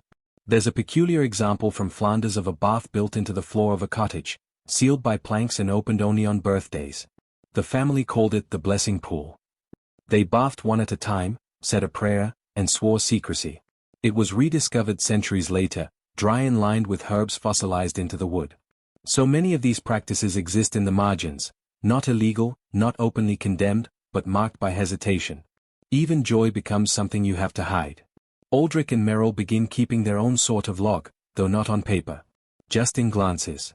Shad nods. A quiet system, how warm, how long, how often. They never tell anyone. They clean the tub carefully. They don't speak of how good it feels. How much lighter the world seems after a bath. Because even now, in the soft safety of home, they carry the knowledge that others have bathed, and regretted it. And still, they fill the tub. Because fear may shape a culture. But it can't hold back the river forever. The courtly world is a place of music and masks, feathered fans and whispering corridors. It is a theater of power, where appearance is everything and truth is a matter of costuming. And in this world, this glittering, perfumed world, one thing is absolutely certain. Cleanliness is not about being clean. It's about being seen to be clean. Aldrich doesn't live in that world, but has heard stories. Travelers bring them through the market, some true, some embroidered like the gowns of their subjects. They speak of noblemen who wear white silk gloves to bed so that their hands remain soft. Of queens who perfume their corsets until the fabric itself is flammable. Of courtiers who sleep in layers of scented gauze to sweat out the earthiness between visits to the throne room. The court, in its self-contained logic, has turned hygiene into fashion. Not the real kind, no scrubbing, no soaping, no tubs of water. That would be dangerous. Undignified. Instead, they construct a delicate scaffolding of illusion. A full-body masquerade in which powder, fabric, and scent carry the burden that water once did. Powder becomes the great equalizer. Not just on the face, but everywhere. Armpits are dusted with crushed iris root. Feet are packed with sage ash. Even undergarments are pre-dusted before wearing, ensuring that no raw skin touches unperfumed cloth. One particularly ambitious duke in Savoy commissions a servant whose sole job is to powder his inner thighs before every formal dinner. Hair, of course, is its own battleground. Wigs become the new crowns. Men shave their heads and don ornate constructions of horsehair and human locks, carefully curled, stiffened with resin, and scented with oil of clove. Women's wigs reach heights of absurdity, towering above their actual heads, sometimes adorned with tiny birds, wax flowers, even ribboned replicas of gardens. But what lies beneath these marvels? Sweat. Itch. Decay. Wigs aren't cleaned. They are scraped, dried, and repowdered. Lice thrive beneath them. Some nobles develop scalp sores, hidden by ever more elaborate headwear. Others wear linen caps underneath to catch the filth, a sort of aristocratic diaper for the skull. These caps are rarely washed. They are burned when they become too stiff to fold. Clothing becomes equally theatrical. Layers upon layers, chemise, stays, petticoats, overskirts, cloaks, act as barriers between body and world. The wealthier you are, the more layers you wear. It's not just about warmth or modesty. It's about containment. Locking in the smell. The sin. The sweat. Mainstream historical records confirm that some noblemen changed their outer garments daily but kept the same underlayers for weeks. One 15th-century French prince reportedly wore the same linen undertunic for 41 days straight. His tailor eventually refused to handle it without gloves. And yet, in portraits, these same nobles gleam like saints. Because the court is a place where eyes do all the judging. If your linen is white, your lace is pressed, Your cuffs don't sag with sweat, then you are clean. Not truly. But visibly. Fragrance becomes currency. Perfume is no longer a luxury, it is armor. Rooms are perfumed before guests arrive. Chairs are dusted with clove and cinnamon. Gloves are soaked in violet water. Fans are painted with musk and held just beneath the nose at all times. A quirky anecdote survives from the Venetian court. A noblewoman there was known to sleep with rose petals in her mouth, to perfume her breath from within. She died, allegedly, choking on a petal in her sleep. Her mourning portrait shows her with flowers braided into her wig, forever fragrant. Even food gets involved. Chewing dried herbs, parsley, fennel, anise, is encouraged. Not for taste, but for breath. Court manuals advise young pages to carry mint leaves and chew upon meeting a lady. It's etiquette. Also, self-defense. And yet, beneath all this beauty lies rot. Literally. A historian's report from the court of Burgundy notes a wardrobe infestation that began with a perfumed glove. The glove, stuffed with civet and bergamot, attracted beetles. The beetles laid eggs in a fur-lined cloak. The cloak was worn by a duke, who developed a rash so severe it was mistaken for leprosy. He was quarantined. The wardrobe was burned. Such incidents don't deter anyone. Instead, they double down. The court begins issuing scent permits, documents that allow vendors to sell only approved blends of perfume. Unauthorized scents are banned, lest someone be enchanted by unknown musk. One woman in Florence is excommunicated for using a perfume foreign to the nostrils of Christendom. It was likely made with imported sandalwood. But perhaps most fascinating is the way courtly etiquette warps language itself. No one at court sweats. They glisten. No one smells. They are overtaken by the musk of the room. No one is dirty. They are between refreshings. Bathing becomes the unspoken taboo. It's not outlawed, it's just, never mentioned. A scandal, if discovered. A noble court bathing might be accused of vanity, of softness, even of foreign sympathies. After all, in places like the Ottoman Empire or the Islamic caliphates, bathing is a revered ritual. The Christian courts of Europe draw a sharp line. We may dress like angels, but we do not wash like them. And so, when someone does bathe, it is a secret. One recorded case involves a Hungarian countess who had a secret marble bath installed beneath her dressing chamber. It was accessible only through a false wall behind her mirror. Servants lowered hot water through a chute. She bathed once a month, always alone, always at midnight. When she died, the room was discovered. Her relatives claimed it was a devil's pool and sealed it with pitch. Even among those who bathe, there's an unwritten rule: never look too comfortable. Pain is fashionable. Corsets are tightened to the point of fainting. Heels are raised high enough to guarantee a limp. Dresses require assistance to enter and exit. If it doesn't hurt, it's not noble. And if a bath makes you feel too good, well, perhaps it's best not to feel anything at all. Historians still argue whether these extremes were expressions of status, repression, or both. Some suggest that the theatrical discomfort of court dress and scent rituals acted as a substitute for spiritual sacrifice. Others see it as simple inertia, an echo of older fears, repackaged as fashion. Whatever the cause, the result is the same. In court, to be clean is to be concealed. And this mindset trickles down. Even Aldrich, far from any throne, sees its influence. A visiting bailiff arrives once with powdered cuffs and a waxed beard. He smells like almonds and horsehair. The villagers watch him with a mix of awe and unease. When he speaks of the noble regimen of linen, Aldrich can only nod. He knows better than to say that linen doesn't reach where the skin truly aches. Merrill, watching from the doorway, lifts a brow. That night, she sprinkles no perfume into the wash basin. Just warm water and mint. They don't speak as they clean their hands and faces. But both understand, what passes for clean in court is not the kind of clean they seek. Because beneath the powders and silks, the court is just as dirty as any alley. Maybe dirtier. It's just better at hiding.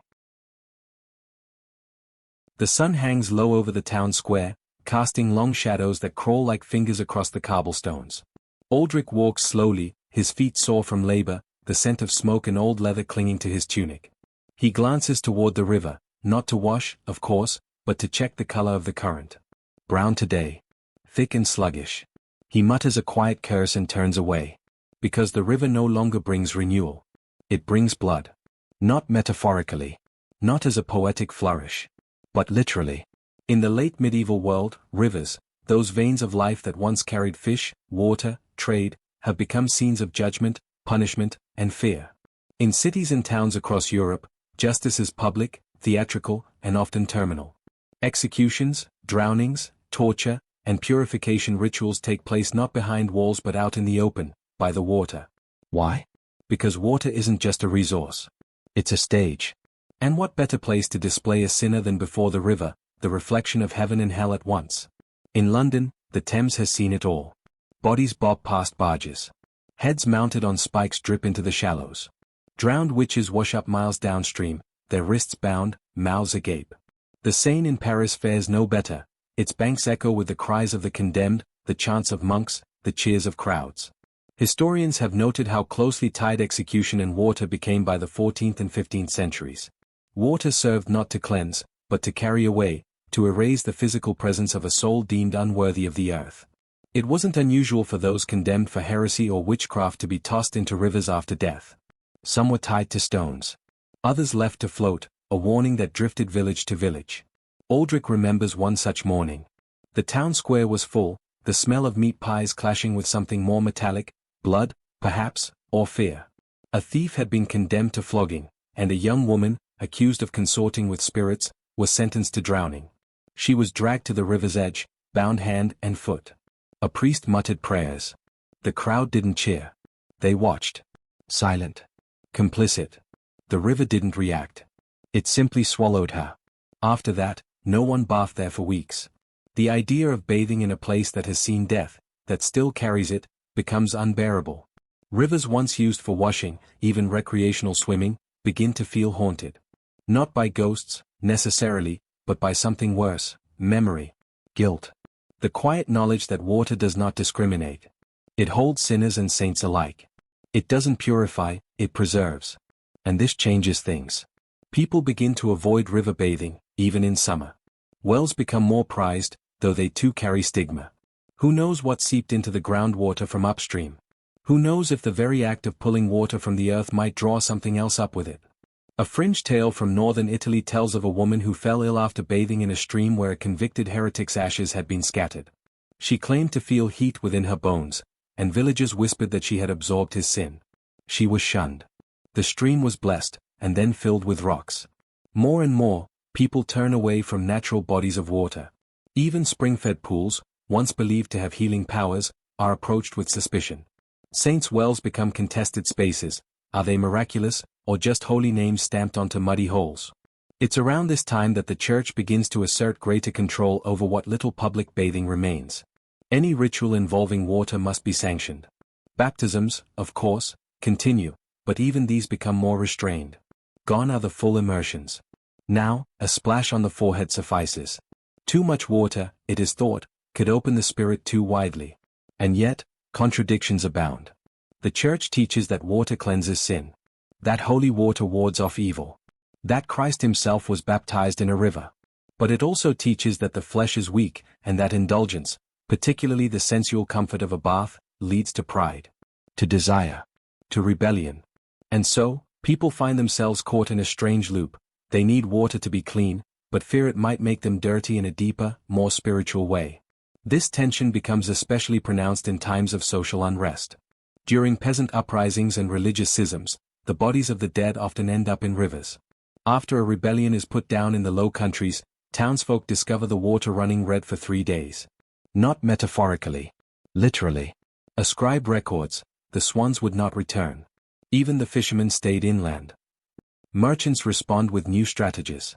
Water is bottled, well, jarred, and sold only after being settled for a week. Vinegar is added as a purifying agent. Soap makers market new blends said to protect the skin from corrupt humus. They advertise not in markets, but in whispers. Bathing becomes something you do in secret again, not just from shame, but for safety. And so it is that Aldrich hears of a nobleman who bathes monthly in wine. Not to flaunt his wealth, though it certainly helps, but because he refuses to touch water drawn from the river since the day he saw a body snagged on a fishing net. Wine, he reasons, is sacred. Water is suspect. It becomes a fashion among the elite. Bathing in milk, in wine, even in beer. Liquids that have been transformed through human intervention. Fermented. Made safe. As if human touch redeems what nature has rendered dangerous. Meryl laughs when she hears of it. She tells Aldrich she'd rather smell like goat than soak in ale. But in private, she adds cloves to her bathwater, and a sprig of rosemary. Protection. Just in case. And as rivers become untouchable, people construct new ways to distance themselves from them. Raised tubs. Catch basins. Home cisterns. Water that doesn't move, doesn't carry, doesn't judge. Aldrich himself builds a small wooden platform in the back garden, where rainwater collects in a barrel lined with stone. It's his project. Quiet. Dull. But meaningful. He doesn't tell anyone what it's for. But once a week, he and Meryl take turns ladling water over their shoulders. No soaking. No indulgence. Just a ritual. A reclaiming. It's not a bath. Not exactly. It's a refusal to be ruled by ghosts. Still, the presence of blood in the water lingers, culturally, psychologically. You see it in paintings from the period, rivers tinged red, saints standing ankle-deep in troubled streams, martyrs with water pooling at their feet. You read it in poems, where the tide of memory becomes a metaphor for guilt, for bodies washed away, for sins that won't dilute. Even legal records reflect the anxiety. In 15th century Scotland, a law is passed forbidding the disposal of executed bodies in public water sources. It cites public concern, health, and fear of spectral unrest. A rare moment of clarity, perhaps. Or just an admission that people want their water unsullied, not just by dirt, but by death. Aldrich keeps to his routines. He avoids the river. He teaches his children to draw water from the rain barrel, to add vinegar when it smells strange, to speak softly around it, just in case it listens. He knows the river is just water. Molecules and motion. But he also knows what it's seen. What it's carried.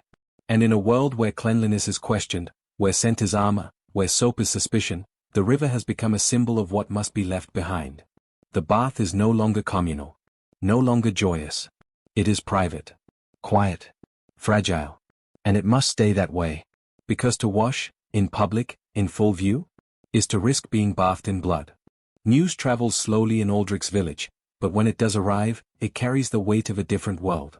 A traveling mason, mud-crusted boots and all, brings stories not of plague or famine this time, but of a city shimmering with sunlight and polished marble. A city where the air smells of citrus and cardamom. A city of domes and fountains, call to prayer and cleanliness. The name he gives it is Cordoba. The tales he tells are enough to still the entire tavern. There, in that city, they say, people bathe every day. Sometimes twice. They gather not in secret, not in shame, but in hammams, public baths built like temples, with heated floors, domed ceilings, and pools of water as clear as glass. It sounds like a fairy tale. Like blasphemy. Like freedom. But it is real. Cordoba, under Muslim rule in the 10th and 11th centuries, was one of the most advanced cities in Europe, though few in medieval Christendom would admit it. The Islamic world preserved and expanded on the scientific and medical knowledge the West had largely discarded after Rome's fall. And central to that knowledge was the value of cleanliness. Islamic doctrine regards physical cleanliness as part of spiritual purity. Ablution is required before prayer, 5 times a day. Hands, feet, faces washed not out of indulgence, but discipline. Bodies cleaned not to show off, but to prepare for contact with the divine. Water is sacred, but not feared. It is respected, used with care, and embraced as essential. Hammams reflect this belief. They are not just places to clean the body, but to refresh the soul, the mind, and the community. They are architectural marvels, some with heated walls and star-shaped skylights that let sunlight drip into the steam like blessing. Men and women bathe separately, yes, but with ritual, with joy, with intention. Historians point out that at its peak, Cordoba had over 300 public baths. By comparison, most European capitals had fewer than a dozen, many of which had been shuttered or repurposed as storage for grain or weapons. Aldrich can hardly picture it. His world is one where water is rationed, scrubbed, and feared. But in the lands to the south and east, water flows freely, channeled by aqueducts, preserved in cisterns, directed through fountains carved with geometric grace. Even stranger to him is the idea that scholars in these lands not only advocate bathing, but study it. Arabic medical texts from the period describe the benefits of steam, the uses of herbal infusions, the proper temperature of a therapeutic bath. Physicians write about hygiene not with caution, but enthusiasm. Cleanliness is linked to health, to mood, to fertility, even to reason. In Baghdad, Cairo, and Damascus, there are public bathhouses open at all hours. Barbers work alongside masseurs, physicians visit hammams to monitor the sick, and even the poor are granted access to weekly baths through charitable endowments. Meanwhile, in Europe, bathing is still a hushed act, burdened with shame or suspicion. Still, curiosity begins to creep in. Crusaders return from the East not only with wounds and relics, but with stories. Some describe the hammams with awe. Others, with disdain.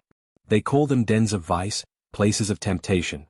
But a few, often younger, more curious, admit that there is something right about the cleanliness. Something they miss. A knight in the retinue of Richard the Lionheart is recorded as saying, "They pray 5 times a day, and they clean 5 times more. I envy their water more than their gold." Merchants, too, are changed. Those who travel to the Islamic world often bring back not only silks and spices, but habits. A preference for rose water. A fondness for face cloths. A sudden insistence on rinsing before meals. In Venice, traders begin selling imported soaps from Aleppo, olive oil-based, rich and fragrant. They call it green gold. It spreads quietly at first. Into port cities, into the chambers of adventurous nobles. A few bold courtiers begin to build their own oriental baths, mimicking the tiled pools and heated benches they've only half understood. Most fail to replicate the engineering. But the idea has taken root. Still, resistance remains strong. The church eyes these practices warily. Bathing is one thing. Borrowing it from Muslims? Quite another. Religious scholars warn against adopting heathen customs, framing Islamic hygiene as seductive but spiritually dangerous. A 13th century English monk writes, "They clean their skins, but their souls remain dark." A cruel, xenophobic jab, but one that reflects the fear of the time, that ideas, like water, can flow across boundaries. And yet, the ideas do flow. In Spain, particularly in cities like Toledo and Seville, where Muslim, Christian, and Jewish communities intermingled, sometimes uneasily, a hybrid culture forms. Public baths continue under new names, with modified rituals. Some are converted into Christian-friendly healing houses, where the water is blessed, the layout altered, and saints' images placed where Arabic calligraphy once danced. The baths remain, but with caveats. Still, among the open-minded, and the quietly curious, Islamic hygiene becomes something of a whispered fascination. A fringe anecdote from a Florentine physician tells of a noblewoman who, after recovering from a mysterious illness while traveling in Tunis, attributed her recovery not to medicine but to steam and soap. Upon her return, she commissioned a hidden bathhouse beneath her villa. It mimicked a hammam, down to the star-shaped vents. She hosted only women. She called it La Fonte di Vita, the fountain of life. And her reputation? She was called eccentric. Touched by the Orient. A little too clean. But she outlived all her brothers. Aldrich hears none of this directly. But he notices changes. His village priest, who once warned against too much washing, now blesses water more frequently. A trader offers olive soap at the market, claiming it's used by cleaner civilizations. Merrill spots a new kind of towel in the apothecary's window, thinner, softer, clearly imported. Things are shifting. And though no one says it aloud, the edge of fear begins to soften. Just a little. Because if others, far away, can bathe without dying, if they can thrive, not despite their cleanliness but because of it, then perhaps the danger lies not in the water, but in the lies surrounding it. Still, the old fears do not vanish overnight. The hammam is admired, but not replicated exactly. The soap is purchased, but sparingly. The rituals are watched, but not wholly trusted. And yet, the dam has cracked. Curiosity has taken root, and water, blamed for centuries, is starting to be seen, tentatively, as something more than just a trap. As something with potential. As something holy, perhaps, in a different language. And so, beneath the weight of centuries of fear, a quiet shift begins. Not a flood. A trickle. But even a trickle can change the shape of stone. By now, the copper tub in Aldrich's home no longer hides behind curtains. It rests openly beside the hearth, its surface aged but burnished to a gentle gleam. It's no longer spoken of in hushed tones. The children fill it with pails drawn from the rain barrel without sneaking glances over their shoulders. Meryl no longer whispers prayers before she lowers herself in. She hums instead. The fear hasn't vanished. But it's softened. Eroded. Because something is changing. Across towns and cities, across households and minds, the bath is beginning to reclaim its place. Not all at once. And not without resistance. But steadily, like the tick of a distant clock counting toward a newer world. What's behind this change? First, the printing press. By the mid-15th century, ideas begin to travel faster than feet, faster than horses. Knowledge, once confined to the cathedrals and courts, starts slipping into the hands of merchants, craftsmen, even farmers. Medical treatises, once copied slowly by candlelight, now roll off wooden presses by the hundreds. Books discussing health, balance, and yes, even bathing, begin to appear. Some of these books still echo old fears. They warn against hot baths in the wrong season, against opening pores during a miasma, against bathing after eating pears, for reasons unclear to everyone except the author. But others? Others urge reason. They argue that controlled bathing, done with clean water and moderation, might actually prevent illness. A radical thought. One popular volume, The Well-Tempered Body, circulates in cities like Nuremberg and Milan. It advises washing the face daily, the hands before meals, and the feet once a week. Whole chapters are devoted to gentle herbal infusions. It even recommends full-body baths every season, to rebalance humors and restore clarity of spirit. These ideas begin to infiltrate European homes. Aldrich hears his son repeat one at table, "If a man tends his skin, his soul follows." A phrase printed somewhere, repeated at a tradesman's guild, now passed around like wisdom. Then there's the rise of secular curiosity. The late medieval period teeters into the Renaissance, and people begin to re-examine the classical world not with suspicion, but with admiration. Artists sketch from old Roman statues. Architects mimic columns and domes. And in the margins, whispers begin, the Romans bathed. Not just bathed. They celebrated it. They built whole cities around it. Ruins of Roman baths, once regarded as curiosities, are now studied, even restored. Engineers marvel at their plumbing. Philosophers quote Roman poets extolling the virtues of cleanliness. The baths, once condemned as decadent, are being rebranded as civilized. Even monarchs begin to take notice. In France, King Louis XI is said to have bathed annually, scandalous at the time. But by the 1490s, some of his courtiers reportedly visited private baths monthly. Slowly, the language of suspicion gives way to the language of refinement. One fringe example? A noblewoman in Bruges installs a bathhouse on her estate and hires an Italian doctor to oversee it. Guests are invited to bathe under the stars in marble tubs, surrounded by music and flickering lanterns. Her neighbors call her eccentric. Then envious. Then they ask for invitations. Of course, the change isn't uniform. Plenty of people cling to the old beliefs. The church is still split. Some orders embrace the new hygiene as part of God's order, cleanliness as a reflection of divine harmony. Others double down on filth as proof of piety. One group of monks in Saxony famously declared, "We are not vessels to be polished, but chalices to be filled." Their robes could stand up on their own. But the tide has turned. Even in smaller towns like Aldrich's, people are experimenting again. There's talk of converting the old grain shed into a washhouse. A midwife begins recommending warm baths to ease childbirth. The priest, newly appointed and freshly educated, includes a passage in his sermon about the soul flourishing in a vessel that honors creation. And among the nobility, the theater of fashion shifts again. Wigs shrink. Skin, once powdered into a ghostly mask, is now expected to glow. Pale is still beautiful, but only if it's clear. Scents are subtler. Clean linen is prized not for being perfumed, but for being laundered. Dry rubs give way to cautious soaping. A whisper moves through court, she bathes, and yet she thrives. Aldrich watches it unfold from a distance. He sees the merchant's wife hang sheets on the line every third day. He sees the blacksmith's apprentice rinse his hands twice, once before supper, once after. He hears his own daughter laughing as she scrubs her feet with mint leaves, declaring it sorcery of the best kind. And one day, he receives a visitor. A traveler, young, dressed in fine but simple clothes, smelling faintly of orange blossom. She says she's a physician's apprentice, trained in Bologna. She's passing through, offering small consultations for coin. Aldrich sits with her beside the hearth. She asks about aches, appetite, and hygiene. He mentions the bath. She nods, as if has confirmed a quiet hope. She tells him of new studies. Of scholars who are discovering that dirt, while spiritually neutral, is physically unhelpful. She recommends warm water with crushed thyme for his joints. She even leaves behind a small cake of soap wrapped in waxed cloth. Merrill thanks her with a loaf of bread. That night, they bathe again. Not in secrecy, not in fear. And they begin to dream. Not of rivers that run red, or bathhouses full of vice, or demons in the drain. But of a world where the bath isn't a gamble, but a gift.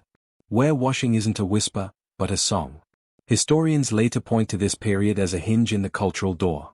Where water, once feared, begins to be welcomed. Where bathing, once condemned, begins its long return. And though it will take centuries for modern hygiene to blossom fully, the roots are here. In the quiet shift. In the reclaimed tub.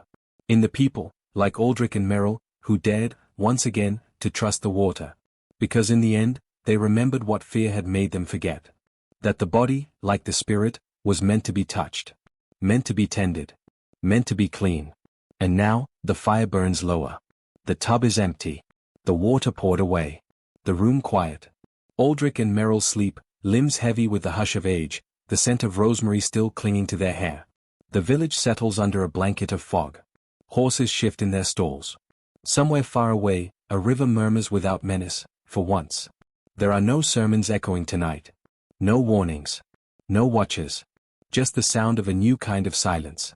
One where shame has lifted its cloak. One where steam rises not as sin, but as softness. One where the bath is no longer a thing to be survived, but savored. And though the world remains cautious, though some still wrap themselves in old fears, change has begun. Quietly. Like a spring unfrozen. Like the breath before dawn. And as you lie there, listener, tucked beneath your own quiet layers, know this. You carry pieces of that past. In the way you run your hand through warm water. In the way you sigh after a long shower. In the way you hum when no one's listening. You are part of that long, slow return to trust. So let the light fade. Let the air settle. And let this story, of filth, of fear, of forgetting, wash away behind your closed eyes. Sleep well. You're clean now.